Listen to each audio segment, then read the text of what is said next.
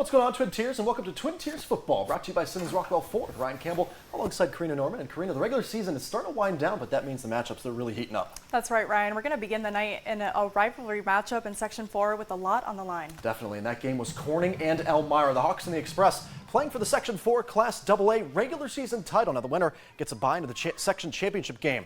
And Elmira driving in the first quarter. Evan Garvin launches, and look at Johnny Garcia reeling in the diving catch. Elmira into Corning territory, but the Express would fumble inside the 10.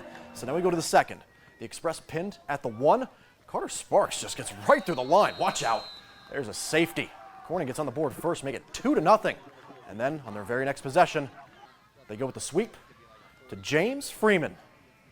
Fights through a little bit of traffic. Yep, there he goes into the end zone. 2-point conversion is good, and Corning takes a 10-0 lead. The Hawks, they just keep the foot on the gas. They top Elmira 31-8 to capture the Section 4 Class AA regular season title. And now a state-ranked matchup in Class A between Horseheads and Vestal. Both teams with just one loss this season. Pick this one up in the third quarter. Golden Bears with the lead and trying to pad on. Going for it on fourth down, quarterback Camden Schaefer keeping the play alive. Shovel pass to Liam Neely, but Neely is taken down by Hunter Levine, well short of that first down. It's a turnover on downs for the Blue Raiders, but Horseheads would go 3 and out. Here comes Vestal. Schaefer throws towards the sideline, and JT Cannon tips it and brings it in with one hand. What a catch to put the Golden Bears on the 2. Next play, they go to Neely. He punches it in for 6. The Golden Bears would complete the 2-point conversion to take a 21-0 lead. Horseheads falls 28-7 the final. All right, let's go out to Owego. Rain really coming down out there. The Riverhawks hosting Waverly. Let's pick this one up in the first quarter. Waverly going to Colson Keithley. On the goal line drive, punches it in. That puts the Wolverines on the board, make it 7-zip. Now Owego really needed a response. Oh yeah, they got one. Elijah Lewis taking a deep shot to the end zone, and Jack Bushbaum making the grab. We're all tied up.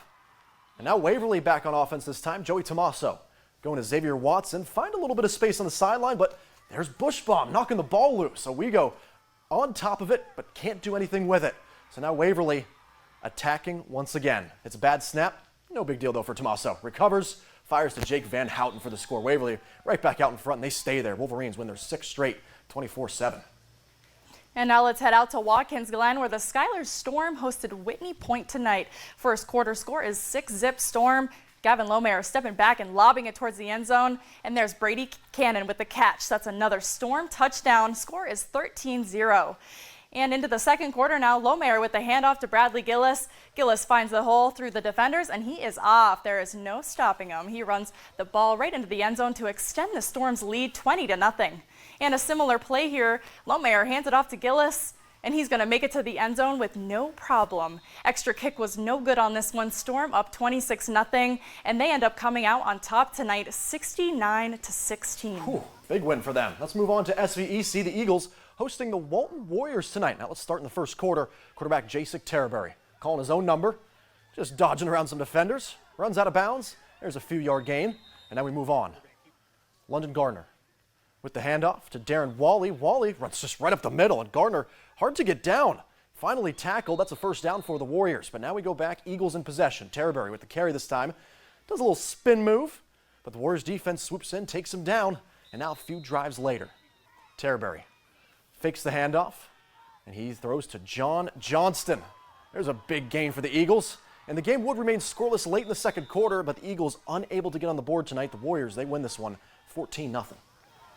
And to the northern tier now, undefeated Troy making the trip to Williamsport to take on Loyal Sock. Trojans up by 17 to start the second half, and they're not done. QB Evan Woodward takes it himself up the middle and breaks and shed tackles for the 30-yard touchdown run.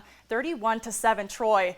Loyal Sock's second play of the ensuing drive. The quarterback tries to find his fullback, but it is picked off by Troy's Jack Burbage, and he takes it back for 6. Big play to make it 38-7. Troy in the third. Loyal Sock putting together a drive, and they have the ball at Troy's 10. Lancer's QB drops back and throws one right into the end zone, and it's picked off by Cameron Harwick.